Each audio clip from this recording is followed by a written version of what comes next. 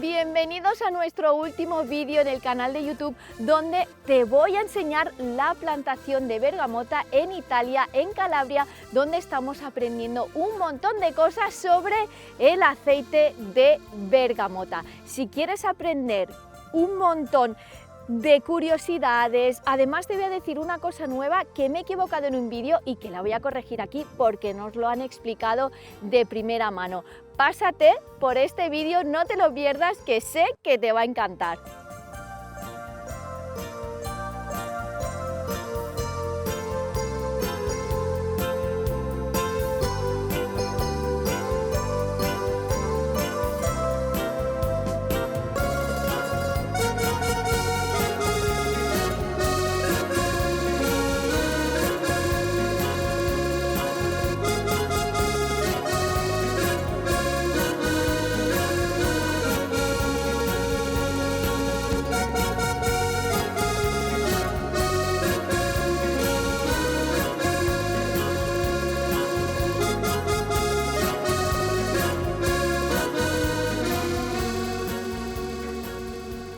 But then you'll also see all of the agricultural part in the way that it's being produced, the way that it's harvested and everything, okay?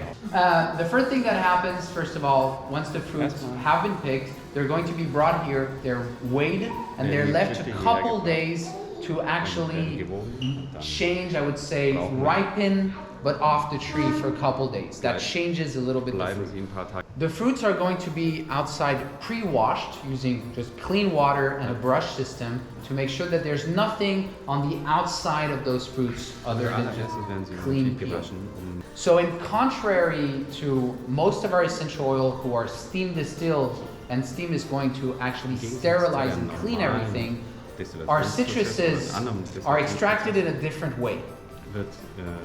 Do you know how? Press. There's another word before that. Cold pressed. Cold pressed. So bergamot is not cold pressed, but it's something very similar where cold pressing means that you press the peel, the outside layer of the fruit, in order to extract the essential oil that is there. So it's not distilled, it's just cold pressed. So this is going to extract the oil from the fruit. Now, the thing is, since it's not going to be steam distilled but cold pressed, you want to make sure that the fruit is clean. That if there was a bird around, they didn't left any surprise, there's no mud, nothing, or that will be found in the oil. So the first step is to actually clean the peel. After that, the conveyor belt that you see on the top, and for those who are over there, you will see a white label on, will actually bring the fruits all the way here to this first basket. The fruits are going to go afterwards on the belt that is right below it, which has a brush system with a multitude of spikes that turn. Did you see in the video when all those fruits were turning everywhere and it was creating with water and it was creating all this? This is actually the extraction method utilized for bergamot. So instead of being cold pressed like other citruses could, and I'll explain why, bergamot is going to be, in a sense, zested. Those little spikes on those rollers are going to break down the peel of the bergamot and release the essential oil that is inside them. As this is being done, there's going to be water sprayed. And this is going to actually blend with the oil as it's being taken out with this system and create an emulsion of the water and the oil, which is collected and filtered, and we'll pause right there for the oil and we'll continue later, okay? The fruits continuing on once they've been peeled, once the oil has been taken away from the peel, the fruits continue on and they're going to go up. You can look after. There is one machine that is at the end on the corner of this room that's going to bring the fruits up and press them to actually gather the juice from it. For those who've never tried bergamot juice, it's a little bit sour to say the least, but it has a very interesting flavor. Can you name any products that contain bergamot outside of the essential oil? Earl Grey. Yeah, Earl Grey, for example, contains a lot of bergamot. So this flavor is found in the juice, and the juice is utilized for a variety of different industries. You can find it locally as pure bergamot juice, but it also goes in an array of different products. The fruit, the remains of the fruit, once it's been peeled, the oil has been extracted, it's been pressed, the juice has been extracted, is going to be utilized also. They could sell the remains to be candied, you know, like candied fruit, or it would go to animal feed, or it could go to be composted into organic matter. But the idea is that nothing throughout this process is wasted. Out of one fruit, a multitude of different products is being made for a variety of different markets, but even out of that fruit, nothing is wasted, even all the way through the remaining organic material. We have, like I said, where we left it off, we have an emulsion of water and essential oil, but what we want is essential oil. So how would we separate that emulsion? So in order to separate the oil from the water from the oil, we would utilize a centrifuge. So you're quite a large group, but afterwards I'll let you all walk. There's a centrifuge behind me. There's two actually, which is going to work. You know how in your washer at the end it takes the water out by spinning very quickly?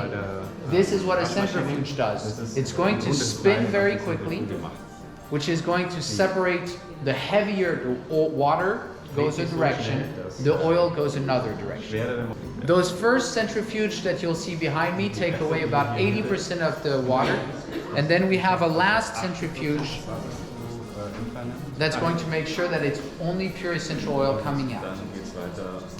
Now, you were afterwards going to go see the fields, and you'll understand that the bergamot season starts in November and finishes in February. So it's a 4-month season. Now the fruits collected in the beginning of the season, the middle, or the end do not have the same ripeness, which means that the fruit collected at the beginning of the season is not going to produce the same essential oil, because the ripeness does affect the oil. So oil that is collected at the beginning of the season, November, December, is going to be a lot less ripe, more greenish, and have a very different odor, I am speaking in French now, fragrance, than oil that would come from more mature, more ripe fruits, okay? You can also see the color is very green, as if I take oil that is coming from January or February, the color is very much yellow. The water that is coming out of the centrifuge is actually sent back to be reused throughout that one day as another water to emulsify, go back into, so it's in a circle. Yeah? Right after. Once the day is finished, the water of the day that still, even though it went through a centrifuge, actually collected a lot of constituents in it, is going to be brought to this equipment right here, which is a steam distillery. And that water is going to be distilled in order to extract what is called the essence. So, citrus oils contain coumarins. Coumarins are photosensitive. The oil that you have in that bottle is photosensitive. There's no treatment that is done at all. There's on the website they say to take the... So then there is what we would call a coumarin-free oil. A coumarin-free oil would be one where the coumarin, which is a setup molecule, would be removed in order to take away the photosensitivity of the oil, okay? So that would be on very specific products. If you have a bottle of citrus oil from Young Living, it has all of the molecules that are coming from the fruit. If you have an end product that says coumarin free, that goes in a cream or something that you could go in the sun, then it means that it would have to remove the coumarins. Now to do so, you could do it chemically, which obviously we wouldn't do, or mechanically, which would be a form of distillation that would isolate the coumarins and keep the rest. So if you have a coumarin-free oil in a product, it is for the safety and photosensitivity, but all of the pure essential oil that you have would have all of the molecules from that plant, and so it would contain the coumarins, of course.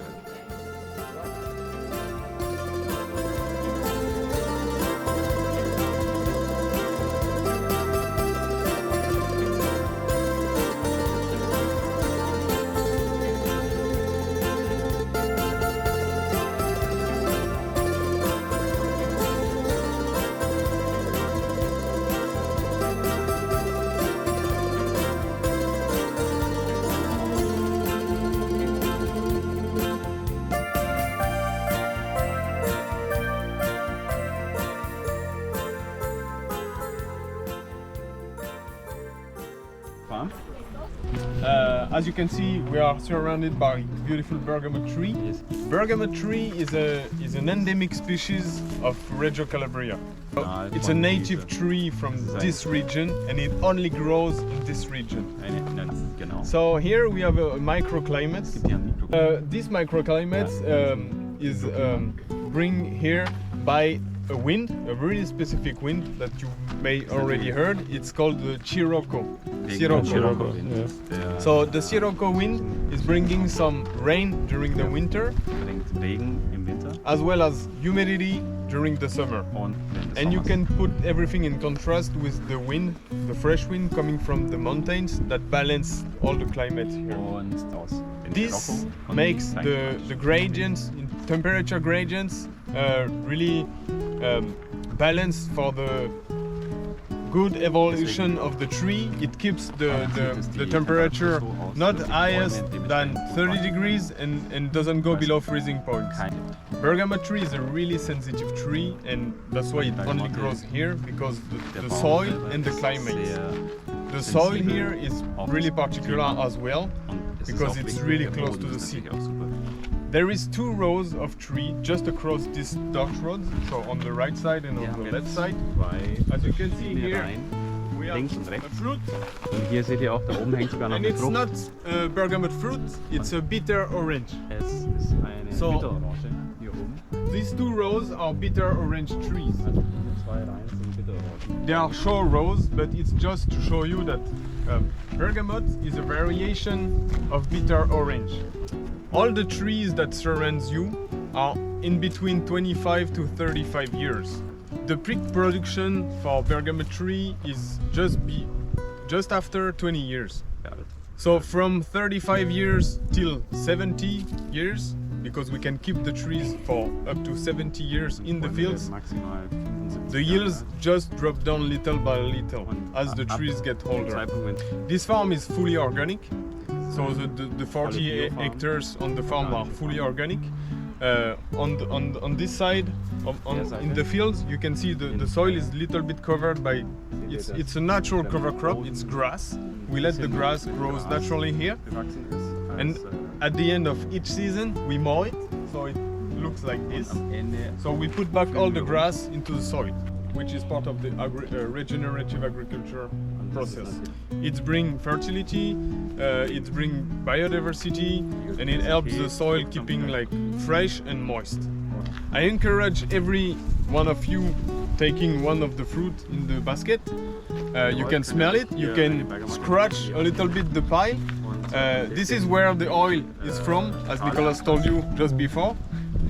So if you scratch it a little bit, you will smell the essence.